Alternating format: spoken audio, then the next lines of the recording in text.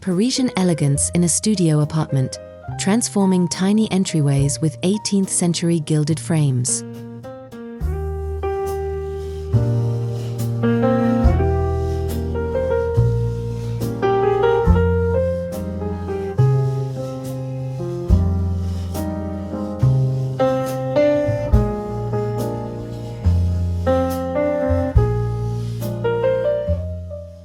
Chapter 1: The Philosophy of Living Small.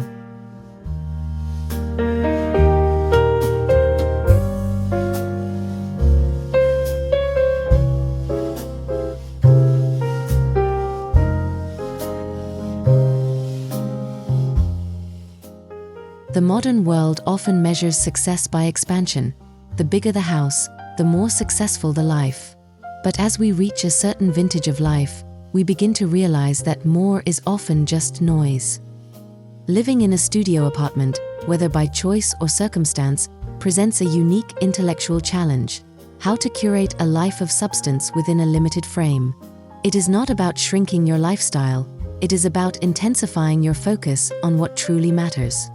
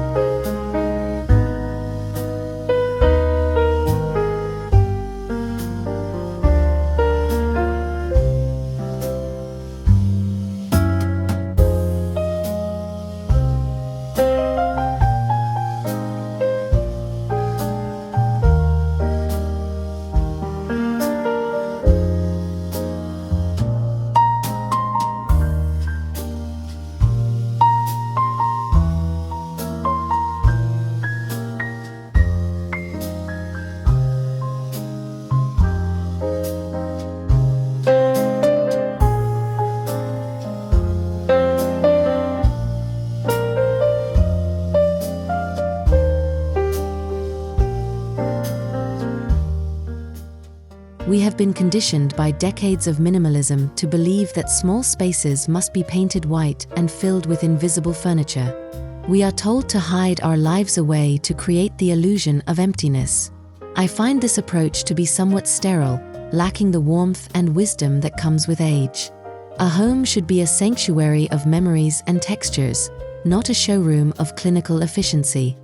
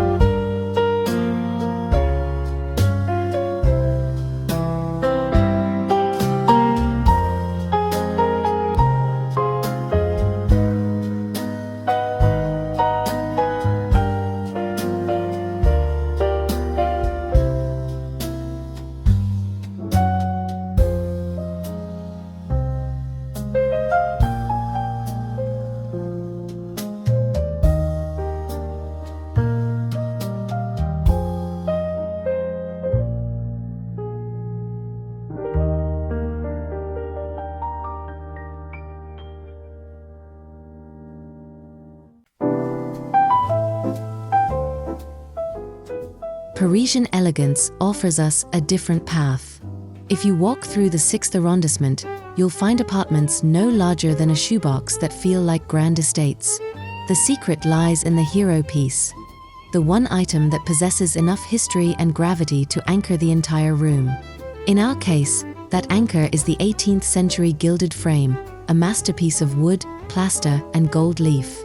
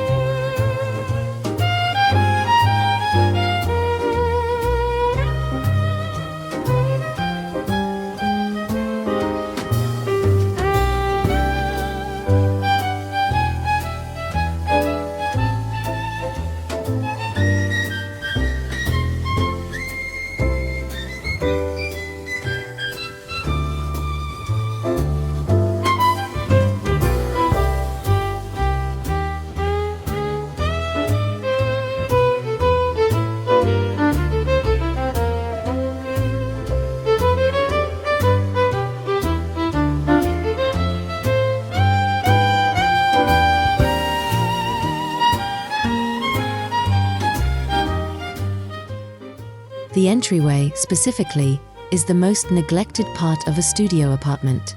It is often a cramped passage where shoes are kicked off and mail is dropped. By choosing to transform this specific non-place, we are reclaiming the ritual of coming home.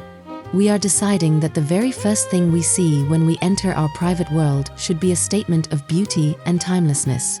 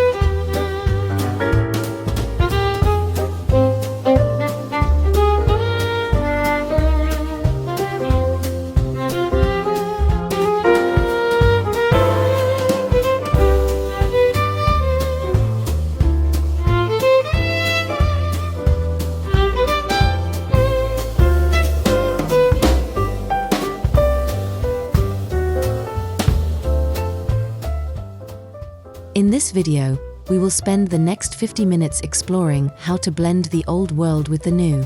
We will look at history not as something to be kept in a museum, but as something to be lived with.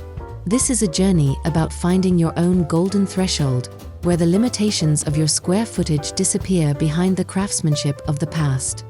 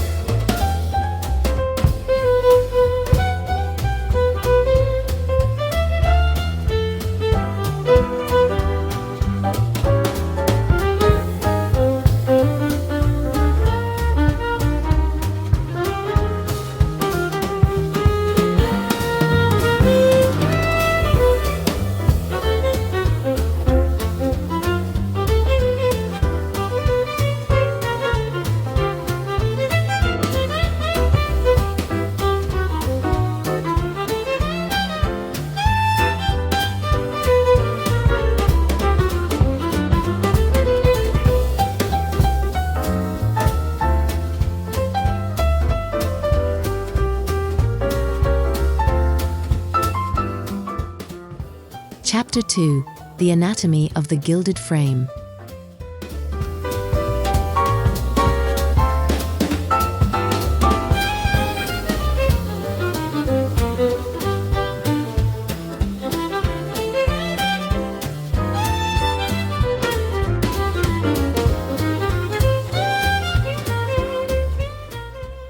To appreciate a gilded frame, one must look closely at the hands that carved it.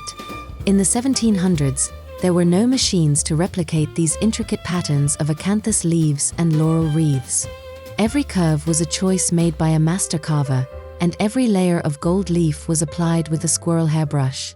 These frames were the high technology of their time, designed to show off the owner's taste and the flickering light of expensive beeswax candles.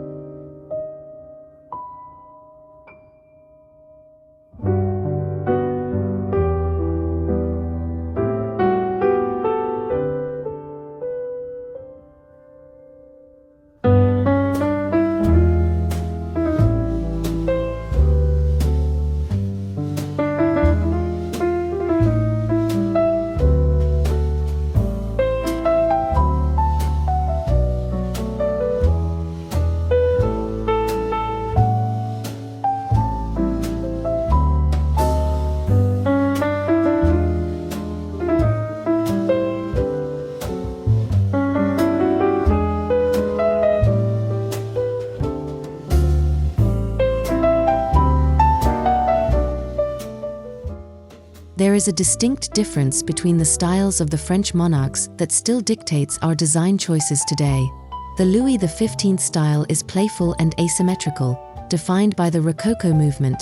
Think of flowing water, seashells, and vines. It is a feminine, romantic style that softens the hard edges of a modern, rectangular apartment. It brings a sense of organic movement to a static wall.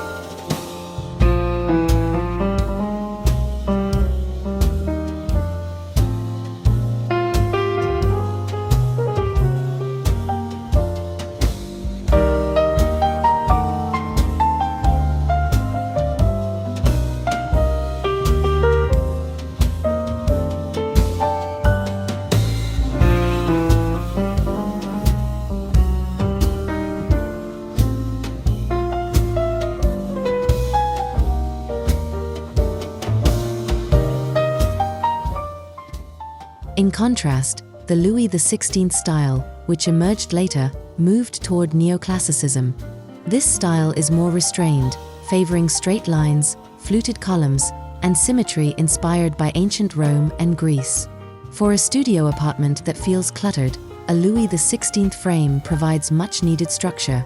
It offers a sense of architectural order that can make a chaotic entryway feel suddenly dignified and intentional.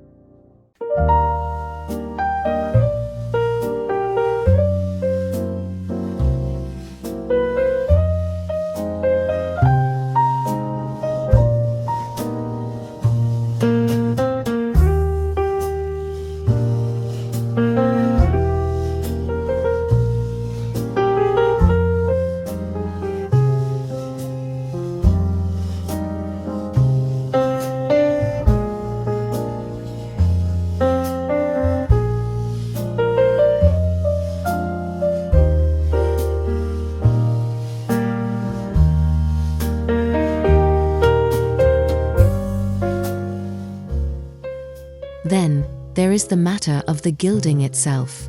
Authentic 18th century frames use a process called water gilding. Underneath the gold lies a layer of gesso, a mixture of glue and plaster, and a layer of bole, a fine clay. The color of the clay, often a deep red or ochre, is what gives the gold its warm, soulful glow. As the gold wears away over 3 centuries, the red clay begins to show through, creating a patina that simply cannot be faked with modern metallic paint.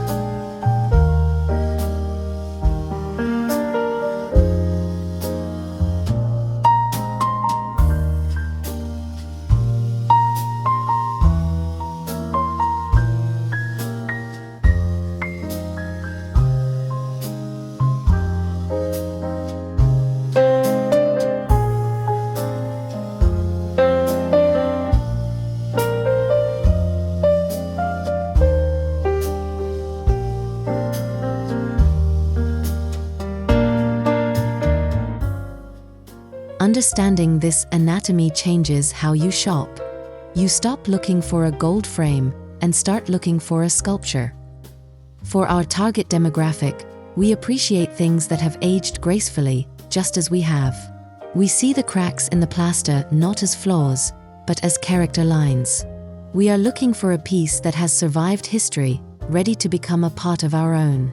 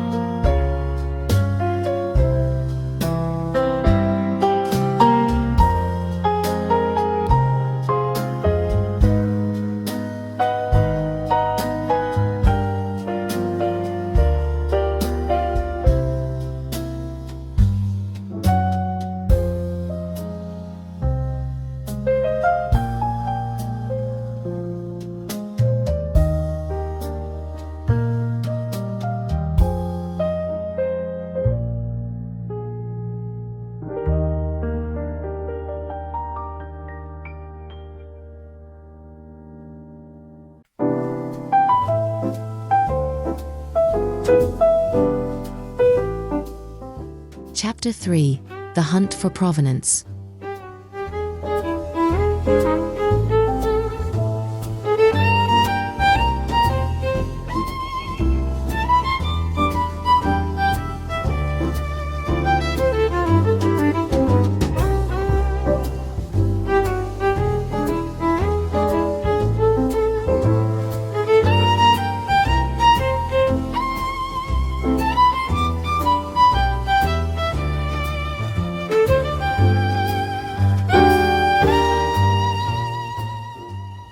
Sourcing an authentic frame is a slow art form.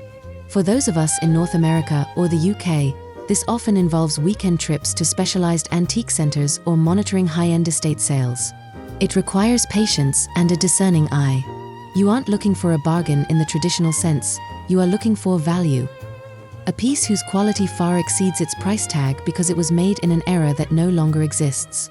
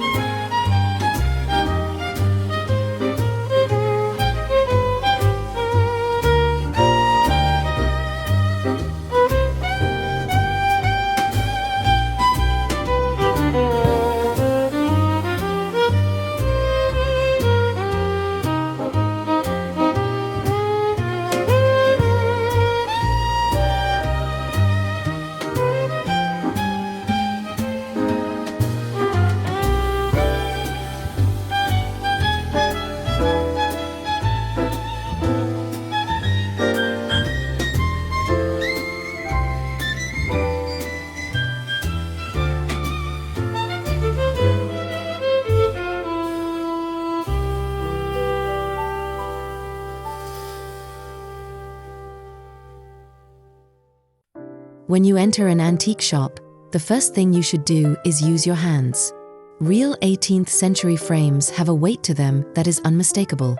They are heavy, cold to the touch, and often have a slight dusty scent of old wood and rabbitskin glue. Modern resin reproductions feel warm, light, and plasticky. If it feels too light to be history, it probably is.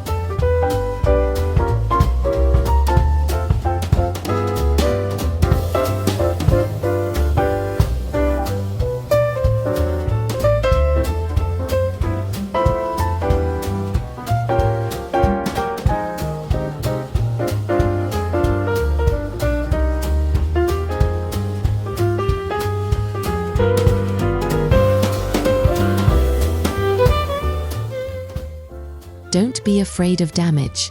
In fact, for a 50-minute documentary-style project, showing the bruises of a frame makes for a better story. A missing piece of ornament or a dull spot in the gilding tells you the piece hasn't been over-restored. Over-restoration often strips the soul out of an antique. We want the piece to look like it has lived in a Parisian salon, not a modern gift shop.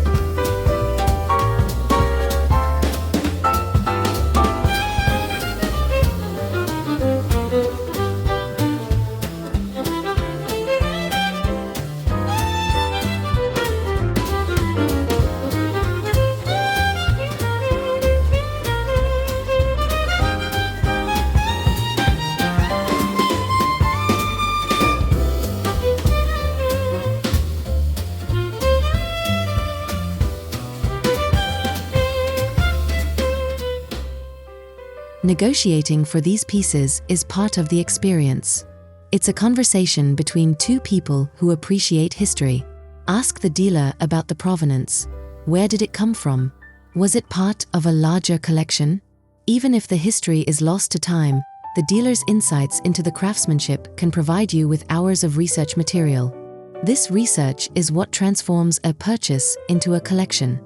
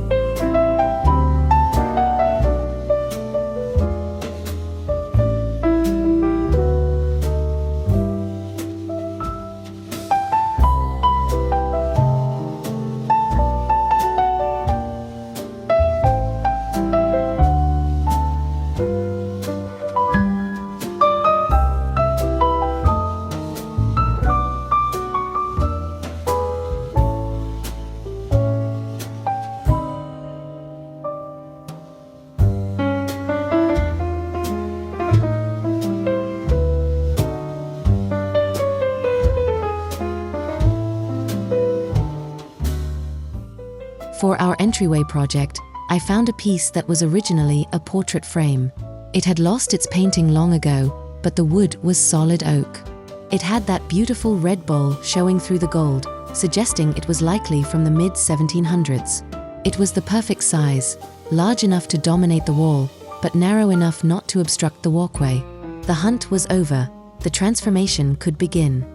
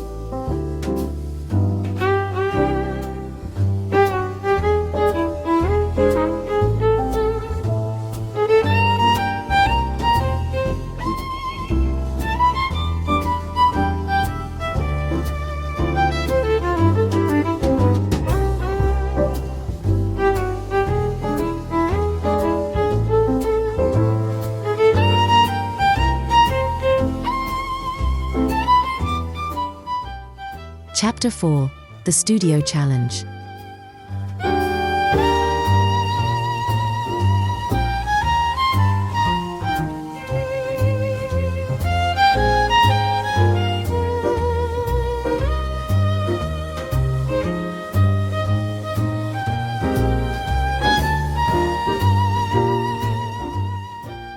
Now we face the physical reality of the studio apartment.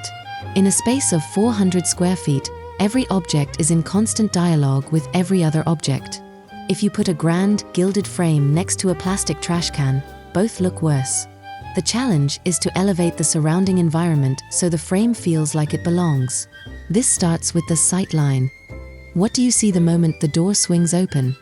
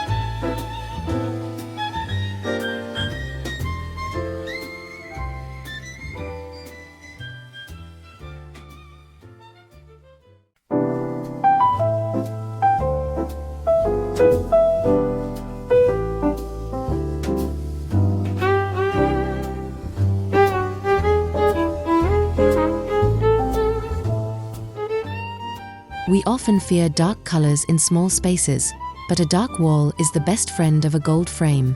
For this entryway, I've chosen a deep, muted charcoal with blue undertones. When the gold leaf is placed against a dark, matte surface, it appears to float. The contrast makes the gold pop and gives the hallway a depth that white walls simply cannot provide. It turns a narrow passage into a dramatic gallery.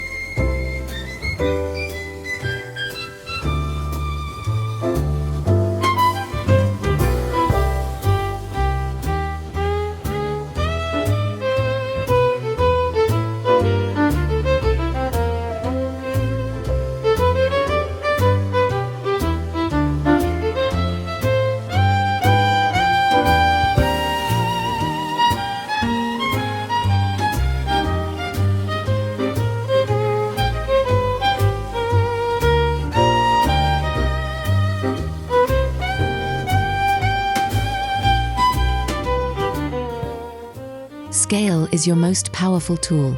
Most people would choose a small 8 by 10-inch frame for a small hallway. This is a mistake. A small frame looks like an afterthought. A large frame looks like an architectural feature.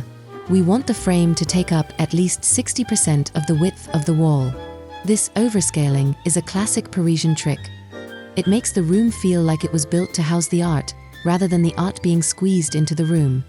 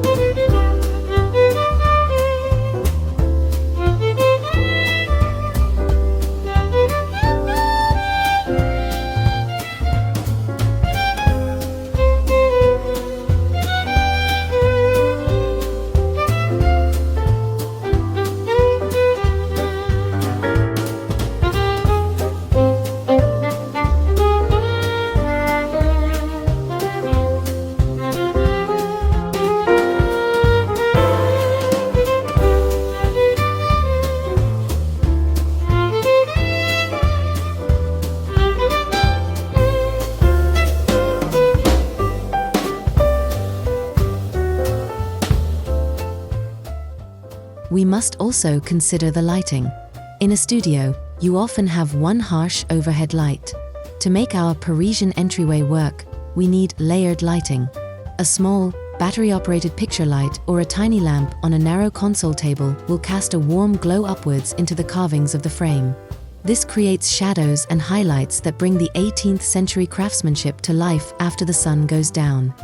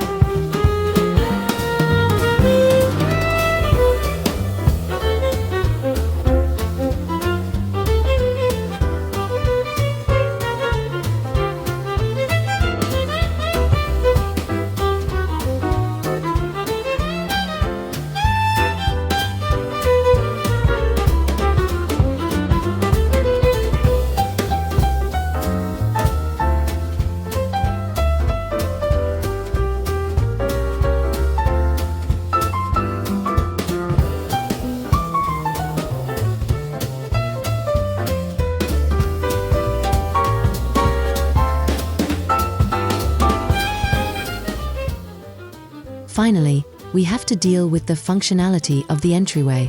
It still needs to hold keys, coats, and mail. The secret is to keep these items hidden or styled. A vintage silver tray for keys or a simple brass hook for a coat ensures that the utilitarian side of life doesn't clutter the aesthetic vision. We are balancing the needs of 2026 with the beauty of 1750.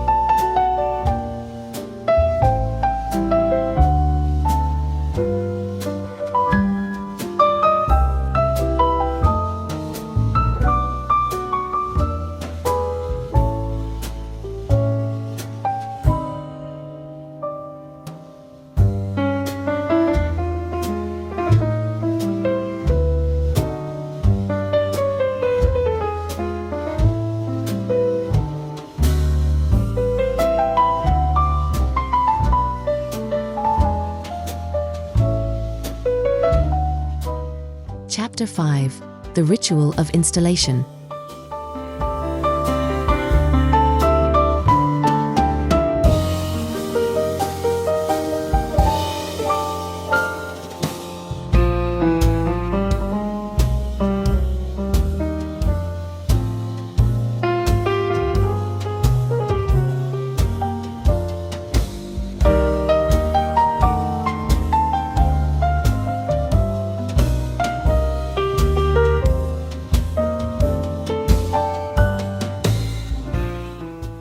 Installing a heavy antique frame is not a task to be rushed. It is a slow, methodical process that requires the right tools and a bit of respect for the wall. Because these frames are often made of dense wood and plaster, they can weigh 20 to 30 pounds. In a modern apartment with drywall, a simple nail is a recipe for disaster. We are using heavy-duty anchors or a French cleat system to ensure the weight is distributed evenly.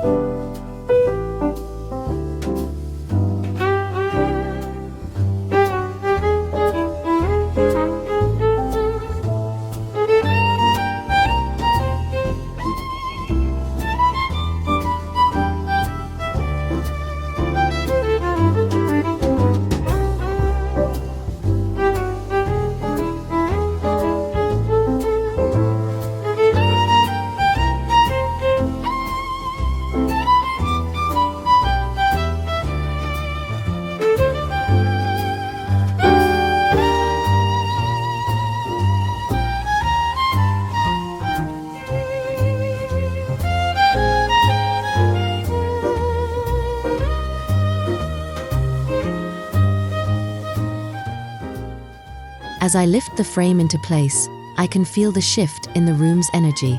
There is a gravity to old things. Once the frame is on the wall, the hallway no longer feels like a transition zone, it feels like a destination. I spend time leveling it, checking it from different angles of the studio. It must be perfect, because this is the first impression of my home.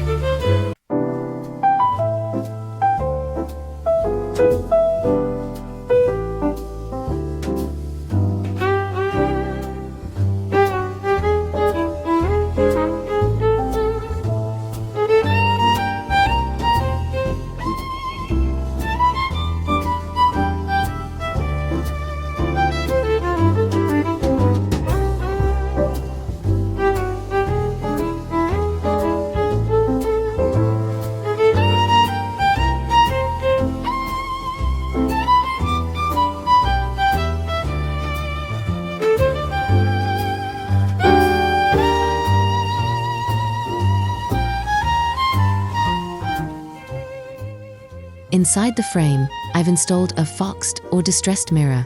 This is a mirror that has been treated to look old, with silvering that is slightly clouded. A perfectly clear, modern mirror would look too new against the 300-year-old gold. The foxed mirror adds a layer of mystery. It reflects the light and the room, but in a soft, impressionistic way that feels like a painting.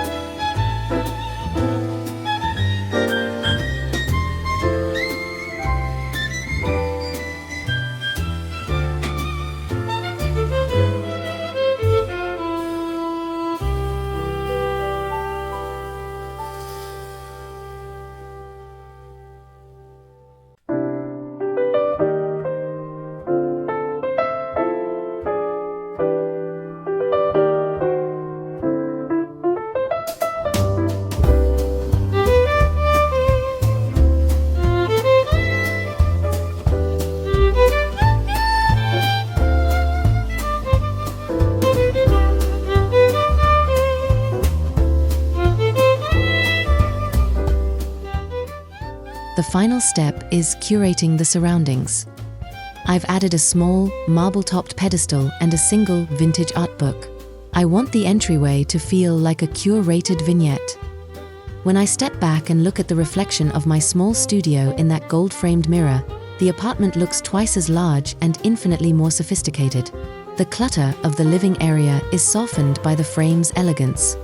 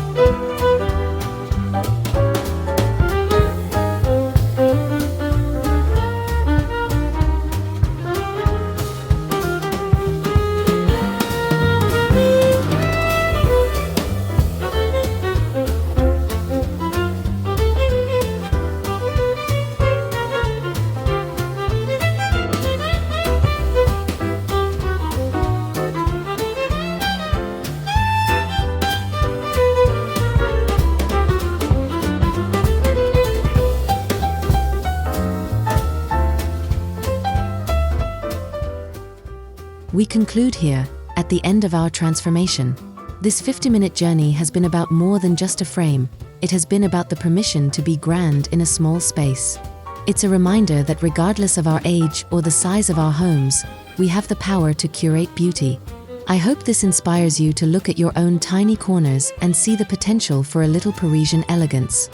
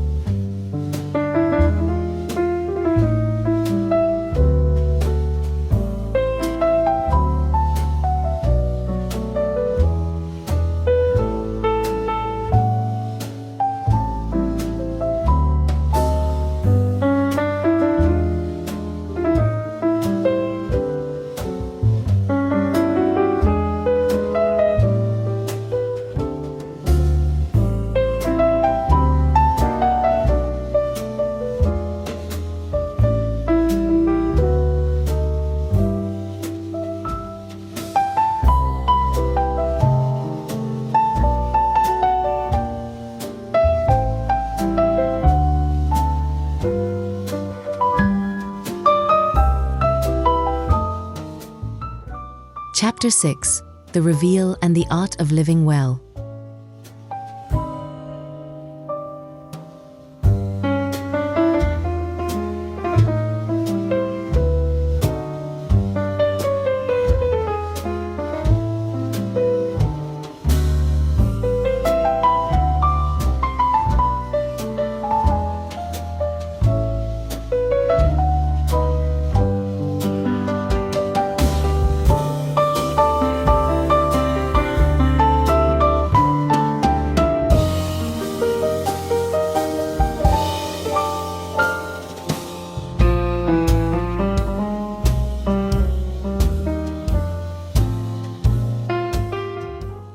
The final reveal of a space is often treated as a fleeting moment of before and after, but for a project of this depth, the reveal is actually a beginning.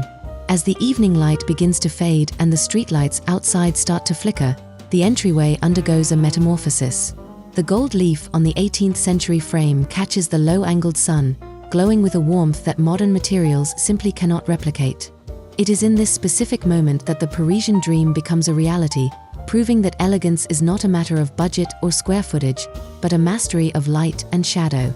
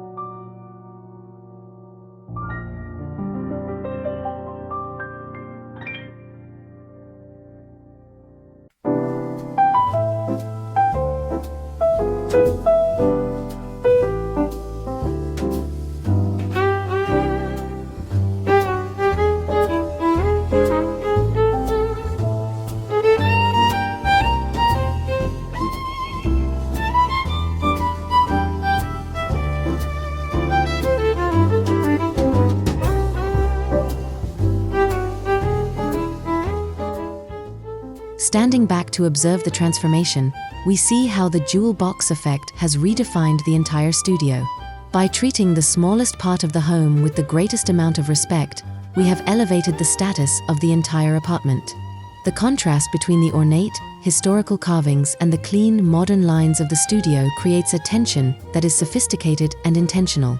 It tells any visitor, and more importantly, it tells ourselves, that this is a home curated by someone who values the continuity of history.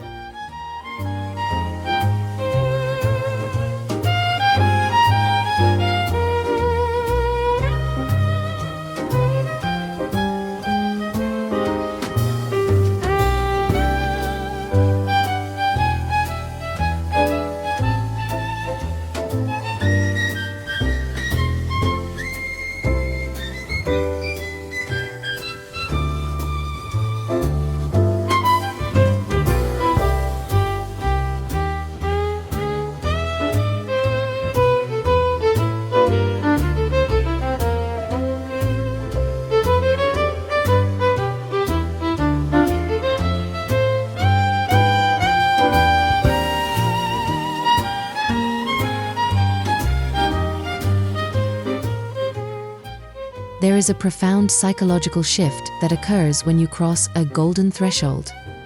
In a standard studio, you often feel like you are walking directly into your bedroom or your kitchen, with no mental transition from the public world to the private one. Now, there is a pause. That single, grand gilded frame acts as a visual cleanser. It demands a moment of your attention, forcing you to slow your pace and leave the rush of the city behind. It is a small ritual of beauty that resets the mind every time you turn the key in the lock.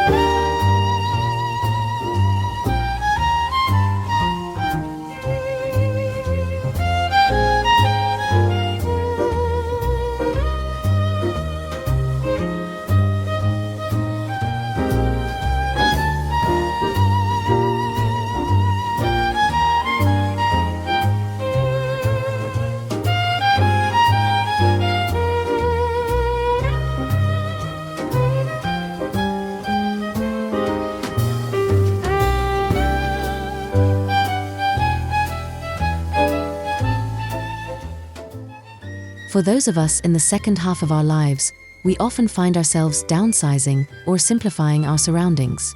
There is a fear that downsizing means downgrading, but this project serves as an argument to the contrary. Moving into a smaller space is actually an opportunity to surround yourself only with the best. It is better to have one magnificent 300-year-old frame in a tiny hallway than a house full of soulless furniture. We are learning that quality is the ultimate luxury, and that living well is an art form that requires practice and curation.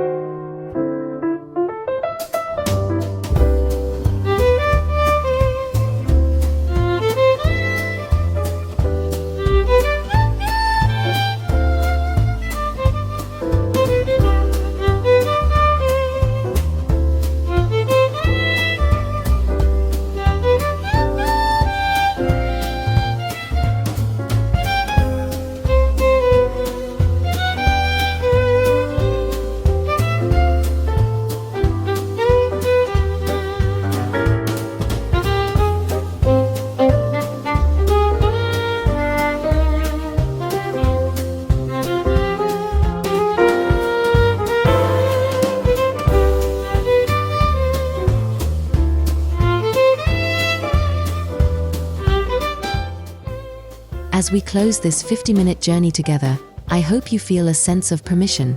Permission to be bold, to be too much for a small space, and to bring a touch of Versailles into your modern life. Whether you live in a high-rise in New York, a flat in London, or a studio in Sydney, your home is your canvas. Thank you for joining me in this exploration of Parisian elegance. May your own home always be a reflection of your grandest ideas, no matter how many square feet you call your own.